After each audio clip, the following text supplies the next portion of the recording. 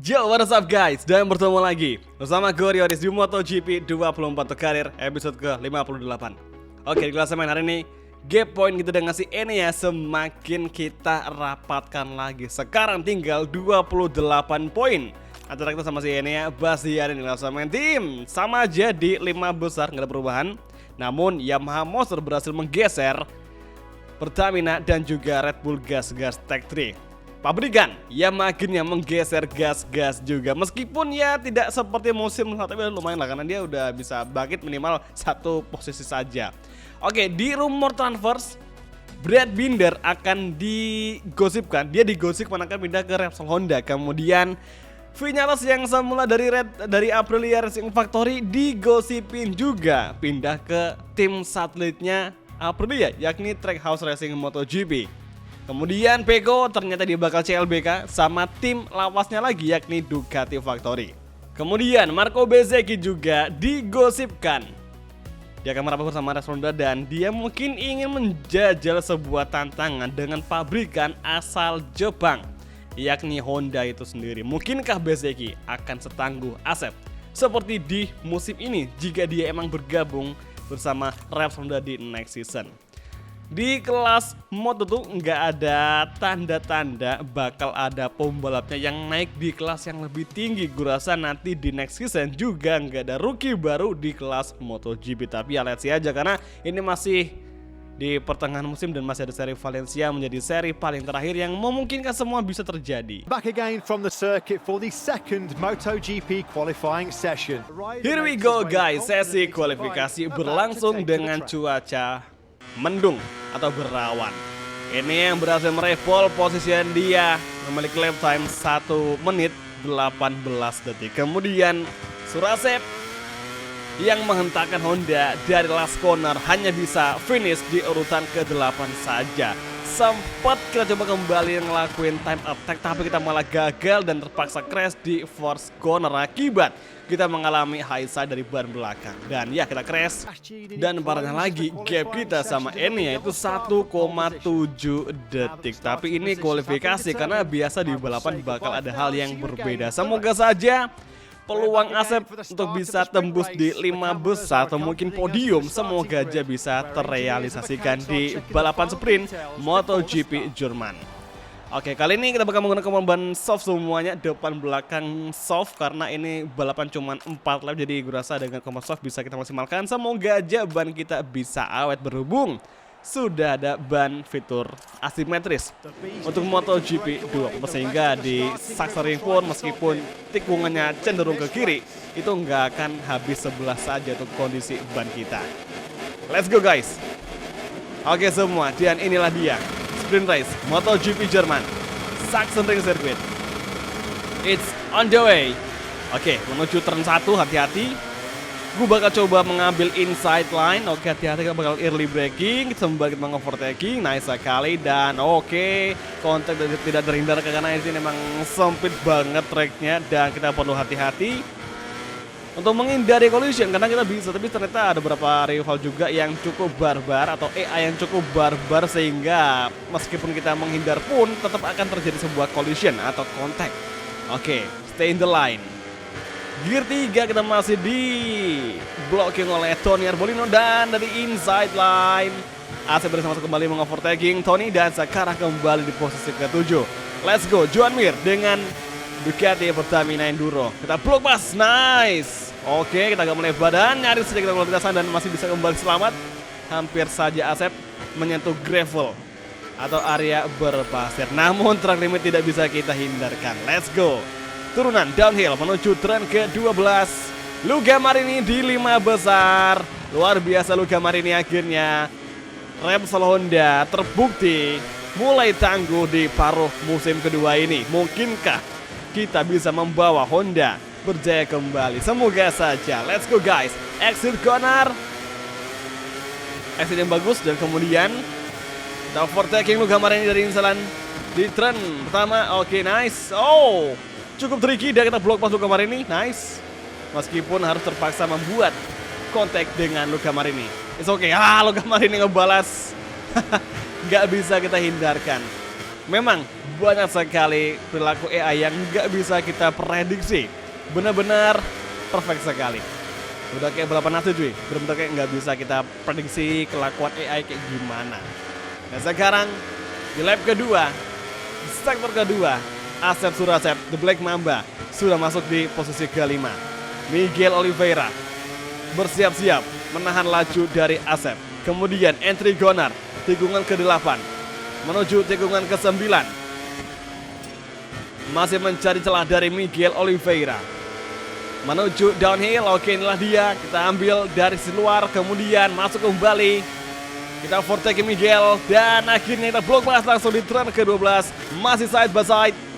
Dan Aprilia Trackhouse Racing MotoGP akhirnya bisa kita hempaskan di 2 tikungan terakhir untuk lap kedua ini. Memasuki Las Gonar. Ini Bastian ini mundur di posisi ketiga dan Jorge Martin menjadi fastest lap. Namun Asep yang sekarang lagi posisi attack mode berhasil menggeser Jorge Martin yang menjadi fastest lap of the race di lap kedua tadi. Dan sekarang lap ketiga masuki. Mungkinkah Asep bisa mengovertake atau menyusul Enea Bastian ini? Mulai sekarang di sektor kedua awal, tikungan 3 menuju tikungan ke-4. Masuk kembali, memasuki sektor ke kiri. Luar biasa. Kita ambil inside line. Masih side by side. Malah menginjak rem dan terpaksa kita mendapatkan peringatan untuk kedua kalinya. Dan terpaksa ditinggal lagi oleh Enea Bastian ini. Ini benar-benar luar biasa banget. Entah kenapa di sesi race-nya lap time dari AI itu tidak seperti di sesi kualifikasi. Mungkinkah kompon ban yang digunakan adalah kompon keras? Oke, sekarang kita overtaking Enea dari inside line dan masih belum bisa. Enea Bastian merupakan klasemen leader sementara waktu. Langsung kita overtaking di Las Gonar dan masih belum bisa. Oke, bersiap-siap menyusul Enea di lurusan atau di main straight. Here we go guys. RHD on. Masuki lap ke-4. Kita mencoba lane braking dan masih belum bisa menyusul Enea. Semoga saja podium 3 bisa kita dapatkan di Jerman Grand Prix. Hati-hati. Tikungan 3. Langsung saja Enea mendefend dan kontak terjadi. Perebutan podium 3 di Jerman Grand Prix masih berlangsung. Nah sekarang saatnya kita mengovertaking. Oke, Enea ke belakang. Ada celah di sebelah kiri dan kita overtaking Enea Bastian ini di exit corner tikungan ke-6. Dan akhirnya Real Honda berhasil menempati podium 3 di Jerman GP. Akankah Enea melawan kembali? Namun sekarang Marco Bezzecchi akan segera kita susul juga. Attack mode dari Asep. Nah, sekarang tikungan ke-10, hati-hati. Oke, inilah dia. Masukilah sektor. Akankah podium 2 bisa Honda dapatkan? Dan sekarang exit corner. Side by side terjadi dan kini Ducati kita hempaskan. Namun Bezzecchi kembali melawan di 2 tikungan terakhir sebelum finish line. Oke, Miguel Cresa sekarang di Las Gonar. Kita block pass Marco Bezzecchi di Las Gonar. Dan akhirnya momentum yang sama di GP Catalunya kembali terjadi. Overtaking di Las Gonar yang mengantarkan Asep meraih podium 2 di mode balapan sprint. Dan Enea gagal masuk di podium akibat ulah The Black Mamba yang mengganggu sedari masuk lap ketiga ini. Luar biasa. We're back live from the circuit for the sprint podium. These 3 riders went toe-to-toe in a truly outstanding race and deserve all the love of the fans.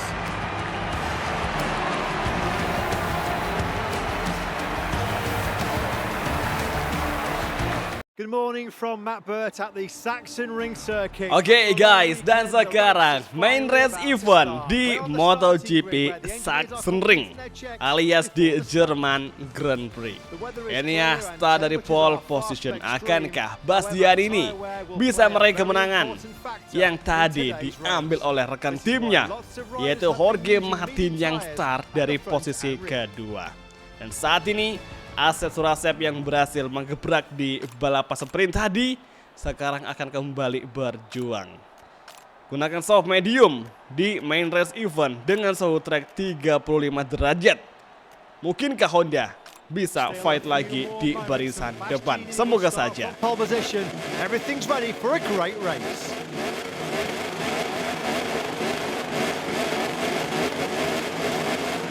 Oke semua, dan inilah dia untuk sesi race kelas MotoGP Jerman Grand Prix on the way.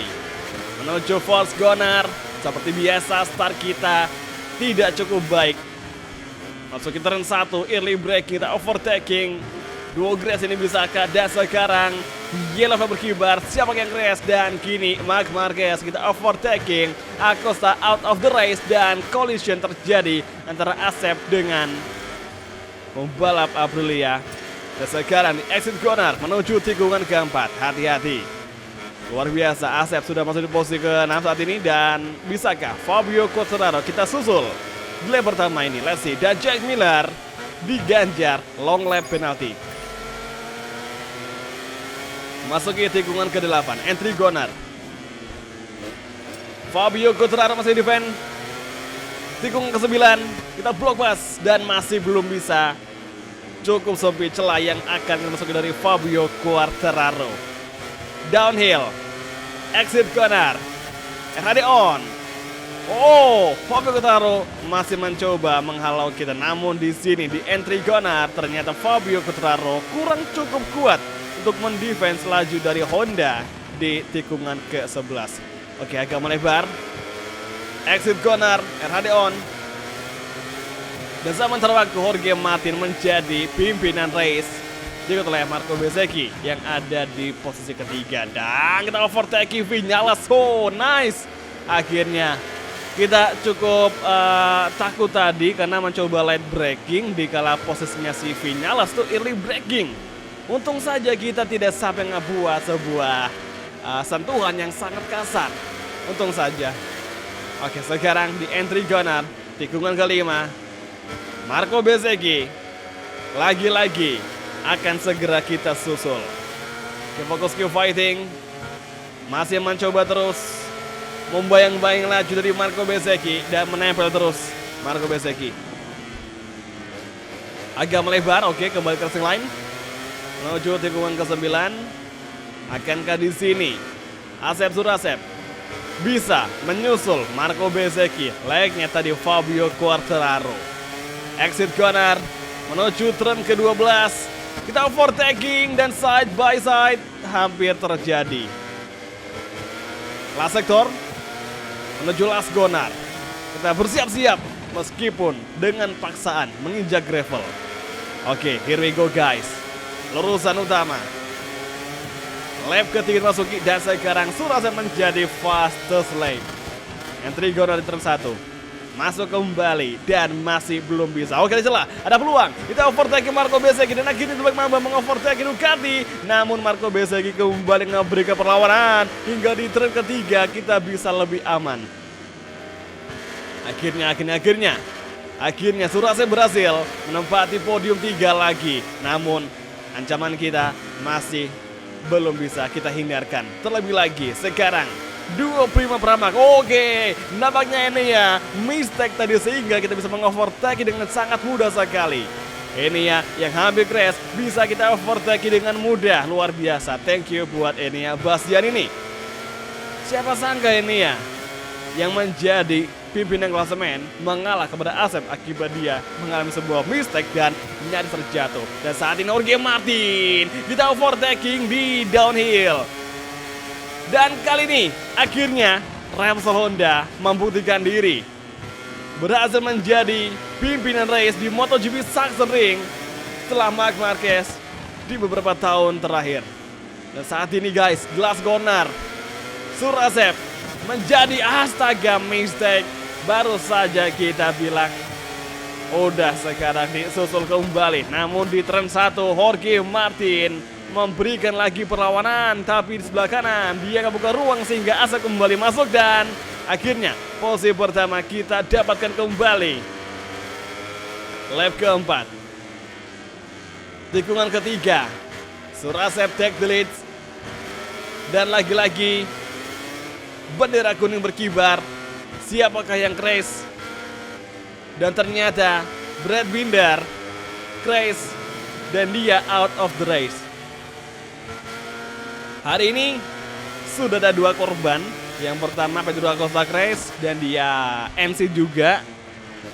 Ada juga Brad Binder dari KTM Red Factory yang semula crash dan terpaksa NC juga atau not complete alias tidak bisa kembali melanjutkan balapan. Oh iya, kalau ngebahas soal atau berbicara soal start tadi, itu ada sedikit manuver yang terjadi di turn 1 yang mana itu melibatkan antara Pedro Acosta dan juga Jack Miller. Karena setelah Acosta crash itu muncul notifikasi yang menginformasikan bahwa Jack Miller diberikan hukuman long lap penalty. Dan dari situlah bisa kita pastikan bahwa Pedro Acosta crash akibat kontak dengan Jack Miller, sehingga Jack Miller diganjar hukuman long lap penalty. Jadi gue rasa AI pun harus hati-hati dengan setiap manuvernya, karena nggak cuma kita aja yang dihukum, karena AI juga bakal dihukum. Dan jujur udah sering banget kita mengalami hal seperti itu. Maksudnya kayak sering banget ngelihat AI diganjar LLP, itu sering banget terjadi. Dan ya itu gue rasa hukuman yang setimpal, yang fair, karena kalau kita mengingat di MotoGP 21 itu pernah ada yang namanya, ya mungkin memang itu bukan hukuman tapi itu sebuah fitur, yakni fitur bike retrieval, yang mana kalau kita crash itu bisa mengambil motor sendiri. Nah, fitur itu ada di MotoGP 21 sama MotoGP 22. Ya memang sih itu fitur bagus banget, tapi lebih nggak guna soalnya karena cuma kita doang yang dikasih bike retrieval. Jadi untuk AI itu nggak dikasih kayak gituan. Jadi kapan AI crash itu bakal ngerespon sendiri, sedangkan player harus nyari motornya dulu baru bisa kita balapan lagi. Itu nggak berlaku buat AI. Jadi makanya fitur itu banyak yang nggak suka meskipun bagus. Dan akhirnya di MotoGP ini hukuman dibenahi dan semua bisa kena yang namanya peringatan dari MotoGP Steward, berlaku untuk AI sekalipun. Dan sekarang di turn 1 lap ke-6. Oh, Jorge Martin nyaris saja membuat benturan kepada Asep Surasep. Sabarnya Jorge Martin dalam posisi serangan balik untuk merebut posisi pertama dari Asep Surasep. Akankah kita bisa selamat dari kejaran Jorge Martin? 2 peringatan kita kantongi. Apakah hingga lap ke-8 nanti Asep Surasep bisa aman dari peringatan dan juga hukuman LLP alias long lap penalty? Sebisa mungkin kita bakal menjauhkan jarak dengan Jorge Martin mulai sekarang, karena ini balapan cukup penting. Kalau bisa kita meraih kemenangan, otomatis Honda dipastikan akan menjadi motor yang bisa diperhitungkan untuk persaingan gelar juara dunia musim ini. Meskipun kita baru 1 kali meraih kemenangan di main race event. Enggak sih, berarti 2 ya, karena kemarin kan kita berhasil meraih kemenangan di Italia, terus lanjut lagi balapan di Assen, kita meraih kemenangan juga. Jadi misal kita bisa meraih kemenangan di Sachsenring juga, otomatis Honda sudah mengantongi 3 kali kemenangan yang sangat luar biasa ini di track legendaris. Sedangkan di Sokol Kazakhstan sayangnya kita nggak bisa perform bagus dan hanya bisa mentok di podium 3 saja. Itu pun terbantu dengan beberapa riders yang ya mengalami mistake dan juga hal lainnya. Oke, sekarang guys, 1,5 lap lagi, MotoGP Jerman akan segera usai. Hari yang cerah, hari yang indah. Keep focus, keep fighting. Ya, meskipun kita hari ini ingin merebut titel juara dunia, tapi kita kan cuma dikasih misi yang ya sekiranya bisa kita tangani lah ya, karena kita dikasih misi dengan dari MotoGP langsung itu untuk finish di posisi 3 di klasemen. Jadi gue rasa itu hal yang cukup mudah bagi Honda. Kalau untuk kemenangan atau titel juara dunia, gue rasa itu akan sulit bagi Honda. Tapi kalau soal posisi 3 saja itu udah cukup bisa kita lakuin. Dan sekarang guys, oke, ada yang crash dan Maverick Vinales out of the race juga, sangat disayangkan. Padahal tinggal 1 putaran lagi, MotoGP race akan segera usai. Namun nasib buruk menghampiri Vinales yang terpaksa dia harus crash dan juga out of the race. Tepatnya di tikung 11 offside tikungan 12 yang mengakibatkan dia ya mungkin low side atau mungkin high side, karena ini nggak ada pemberitahuan bahwa ada pembalap yang ada keterlibatannya dengan Vinales di insiden tersebut. Jadi gue rasa Vinales crash tunggal dan dia crash dengan sendirinya. Oke guys, sektor kedua, lap terakhir MotoGP Jerman. 0,8 gap dengan Jorge Martin, luar biasa. Repsol Honda semakin tangguh di pertengahan musim ini. Kemudian entry Gunnar, exit kembali. Sepertinya kompon soft kita bagian depan sebelah kiri lumayan tergerus ya. Ini gue rasa ban accelerators nggak terlalu guna di MotoGP 2 karena hingga sekarang pun ini kompon soft kita bagian sebelah kiri kayak nggak guna cuy. Oke, menuju 2 tikungan terakhir. Masukilah sektor.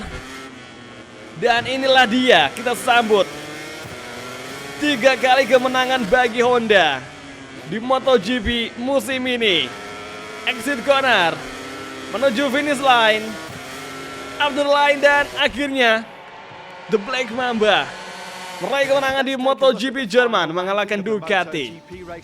Jorge Martin ini ya tunduk di hadapan dari Honda RC213V dan Marco Bezzecchi, Fabio Quartararo, Ducati Factory tertahan di 5 besar. Kemudian Luca Marini hanya bisa finish di posisi ke-12 saja. Alex Rins luar biasa, dia finish 12 dan ya meskipun urutannya kayak gitu-gitu aja, tapi si Rins sama Luca Marini udah berusaha keras banget ngebawa pabrikan asal Jepang. Oke, Pecco Bagnaia menjadi fastest lap, namun percuma karena dia nggak bisa meraih kemenangan dan nggak bisa battle di barisan depan. 3 orangnya sih atau not complete, yakni ada Acosta, Binder dan juga si Maverick Vinales, sangat disayangkan. Di klasemen, sementara waktu akhirnya Asep Surase berhasil semakin ngepangkas selisih poin dengan Enea Bastianini dengan sekarang tinggal 16 poin saja. Selisih poin kita dengan Enea Bastianini. Semoga saja di next race dominasi Honda kembali berlangsung dan semoga saja di GP Inggris Honda bisa meraih kemenangan meskipun di Silverstone tracknya cukup panjang dan juga cukup tricky. Semoga saja di Silverstone nanti balapannya berlangsung dengan cuaca kering dan tidak wet race, karena kalau wet race itu bakal sulit banget buat kita hadapin cuy. Jadi oke semua, kalau gitu terima kasih nonton dan sampai ketemu lagi di video MotoGP Guide untuk episode selanjutnya. Oke, thank you, bye dan ciao guys, sampai jumpa.